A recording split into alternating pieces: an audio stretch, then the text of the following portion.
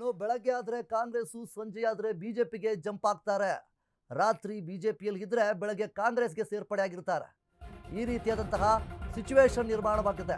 ಉಪಚುನಾವಣಾ ಅಖಾಡದಲ್ಲಿ ಪಕ್ಷಾಂತರ ಪರ್ವ ಆಗ್ತಾ ಇದೆ. ಬಾಗಲಕೋಟೆ ಬೈ ಎಲೆಕ್ಷನ್ ನಲ್ಲಿ ಕ್ಷಣಕ್ಕೊಂದು ಟ್ವಿಸ್ಟ್ ಸಿಗ್ತಾ ಇದೆ. ಬಾಗಲಕೋಟೆ ಬೈ ಎಲೆಕ್ಷನ್ ನಲ್ಲಿ ನಡ್ತಾ ಇರುವಂತದ್ದು ಇದು. ಬೆಳಗ್ಗೆ ಆದ್ರೆ ಕಾಂಗ್ರೆಸ್ ನಲ್ಲಿ ಇರ್ತಾರೆ, ಸಂಜೆ ಆದ್ರೆ ಸಾಕು ಬಿಜೆಪಿಗೆ ಜಂಪ್ ಆಗ್ತಾರೆ. ಈ ರೀತಿಯಾಗಿ ಜಂಪ್ ಆಗುವಂತದ್ದು ಯಾಕೆ? ಬಿಜೆಪಿ ಮತ್ತು ಕಾಂಗ್ರೆಸ್ ಪಕ್ಷದ ಮುಖಂಡರು ಈ ರೀತಿಯಾಗಿ ಜಂಪ್ ಆಗ್ತಾ ಇದ್ದಾರೆ. ಬೆಳಗ್ಗೆ ಕಾಂಗ್ರೆಸ್ ಸೈಡ್ ಇರ್ತಾರೆ, ಸಂಜೆ ಆದ್ರೆ ಸಾಕು ಬಿಜೆಪಿಗೆ ಜಂಪ್ ಆಗ್ತಾರೆ. ಯಾರು ಯಾವಾಗ ಯಾವ ಪಕ್ಷಕ್ಕೆ ಜಂಪ್ ಆಗ್ತಾರೆ ಅಂತ ಹೇಳೋದಕ್ಕಾಗ್ತಾ ಇಲ್ಲ. ಯಾವಾಗ ಪಕ್ಷ ಬಿಡ್ತಾರೆ ಅನ್ನೋದೇ ಗೊತ್ತಾಗ್ತಾ ಇಲ್ಲ.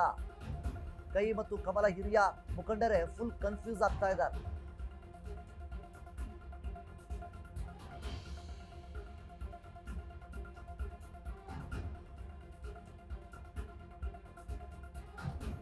ಕಾಂಗ್ರೆಸ್ ಬಿಜೆಪಿಗರಿಗೆ ಟೆನ್ಷನ್ ಹೆಚ್ಚಿಸಿದ ಪಕ್ಷಾಂತರ.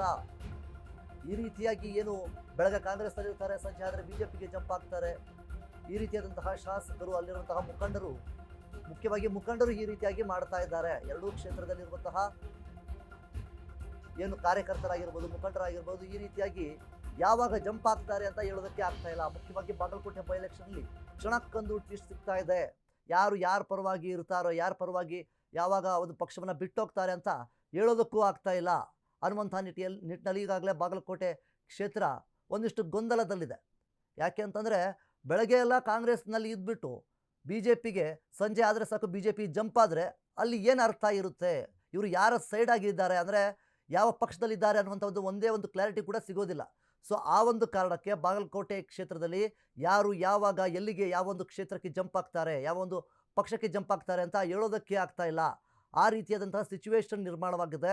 ಈ ಒಂದು ಉಪಚುನಾವಣೆ ಏನು ರಂಗೇರ್ತಾ ಇದೆ, ಈ ಒಂದು ಹೊತ್ತಿನಲ್ಲಿ ಈ ರೀತಿಯಾದಂತಹ ಸಂದರ್ಭಗಳು, ಸಿಚುವೇಶನ್ಗಳು ಬರ್ತಾನೆ ಇದೆ ಅನ್ನುವಂಥ ನಿಟ್ಟಿನಲ್ಲಿ ಹೇಳ್ತಾ ಇದ್ದಾರೆ.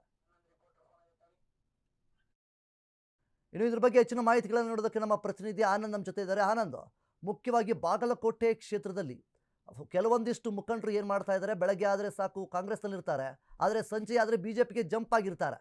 ಸೊ ಈ ರೀತಿಯಾದಂತಹ ಮುಖಂಡರು ಈ ರೀತಿಯಾಗಿ ವರ್ತನೆಯನ್ನು ಮಾಡ್ತಾ ಇದ್ದಾರೆ. ಇದ್ರ ಬಗ್ಗೆ ಏನೆಲ್ಲ ಅಪ್ಡೇಟ್ಸ್ಗಳು ಬರ್ತಾ ಇದೆ ಆನಂದ್? ವಿನೋದ್, ಏನಂದ್ರೆ ಬಾಗಲಕೋಟೆಯಲ್ಲಿ ಏನು ನಡೆಯುತ್ತಿರುವಂತ ಉಪಚುನಾವಣಾ ಸಮಯದಲ್ಲಿ ಪಕ್ಷಾಂತರಿಗಳ ಒಂದು ಹಾವಳಿ ಹೆಚ್ಚಾಗಿದೆ ಅಂತ ಹೇಳ್ಬೋದು. ಯಾಕಂದ್ರೆ ಹಾವಳಿ ಆಗಿದ್ರು ಸಹ ಒಂದು ಪಕ್ಷದಲ್ಲಿ ಇದ್ದರೆ ಅದು ಮತ್ತೆ ಅವ್ರಿಗೆ ಪ್ರಚಾರಕ್ಕಾಗ್ಲಿ, ಮತ್ತೆ ಒಂದು ಏನಾದ್ರು ಏನು ಕಾರ್ಯತಂತ್ರ ಮಾಡೋದಾಗ್ಲಿ ಅವರು ಅನುಕೂಲ ಆಗುತ್ತೆ. ಆದ್ರೆ ಇಲ್ಲಿ ಏನಾಗ್ತಾ ಇದೆ ಅಂದ್ರೆ ಬೆಳಗ್ಗೆ ಒಂದು ಪಕ್ಷದಲ್ಲಿದ್ರೆ ಸಾಯಂಕಾಲ ಒಂದು ಪಕ್ಷದಲ್ಲಿರ್ತಾರೆ, ಮತ್ತೆ ಬೆಳಗ್ಗೆ ಇನ್ನೊಂದು ಪಕ್ಷದಲ್ಲಿರ್ತಾರೆ. ಹೀಗಾಗಿ ಬಿಜೆಪಿ ಇದ್ದವರು ಕಾಂಗ್ರೆಸ್ ಅಲ್ಲಿ ಇರ್ತಾರೆ, ಕಾಂಗ್ರೆಸ್ ಇದ್ದವರು ಬಿಜೆಪಿ ಇದ್ದಾರೆ.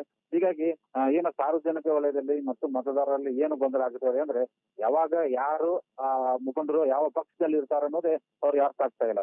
ಯಾಕಂದ್ರೆ ಇಲ್ಲಿ ಪ್ರಮುಖವಾಗಿ ಬಿಜೆಪಿ ಮತ್ತು ಕಾಂಗ್ರೆಸ್ ಅವರು ಏನ್ ಮಾಡ್ತಾರೆ ಅಂದ್ರೆ ಈ ಲಿಂಗಾಯತ ಮುಖಂಡರು ಇರ್ತಾರಲ್ಲ ಅವರನ್ನು ಸೆಳೆಯುವ ಪ್ರಯತ್ನ ಮಾಡ್ತಿದ್ದಾರೆ.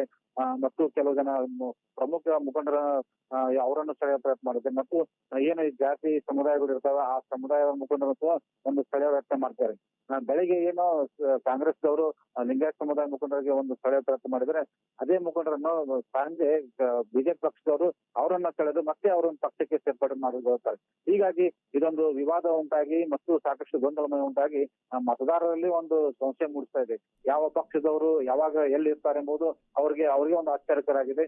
ಇದು ಮುಂದಿನ ದಿನಮಾನದಲ್ಲಿ ಅಂದ್ರೆ ಈ ಮತದಾನ ಸಮಯದಲ್ಲಿ ಇದು ಯಾವ ರೀತಿ ತಿರುವು ಪಡೆದುಕೊಳ್ಳದೆ ಮತ್ತು ಯಾರಿಗೆ ಲಾಭ ಯಾರಿಗೆ ನಷ್ಟ ಆಗಲಿದೆ ಎಂಬುದನ್ನು ಕುತೂಹಲ ಕೆರಳಿಸಿದೆ ಅಂತ ಹೇಳ್ಬಹುದು ವಿನೋದ್.